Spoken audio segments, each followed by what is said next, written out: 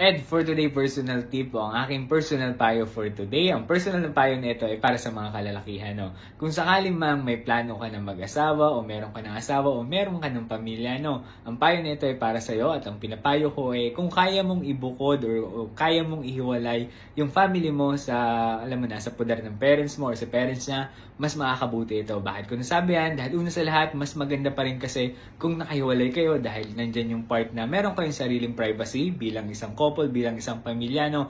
Nandyan din yung part na matututo kayong tumayo sa sarili nyong mga paa. Kumbaga, hindi kayo magiging dependent sa mga parents niyo kapag may problema kayo, problemang pinansyal, pag-aaway o kung ano pa man yan, matututo kayong isolve yan together bilang isang pamilya, bilang couple, no? Kaya nga mas maganda bilang isang lalaki, no? Ihiwalay o ibukod mo yung wife mo, asawa mo, no, ihiwalay mo sila ng tirahan. Sa gayon, mas maging, alam mo yun, mas maging independent kayo, mas mag-mature kayo bilang couple. And at the same time, sigurado ako gusto rin naman ng misis mo yan, na ihiwalay mo siya o gusto ng partner mo yung meron siyang privacy, meron kayong privacy. Sigurado ako mas magiging masaya siya sa ganung setup, okay? Yan lang yung personal payo ko ngayong araw. Kung sa tingin mo may point yung payo ko at nagustuhan mo, baka pwedeng pakilike and share.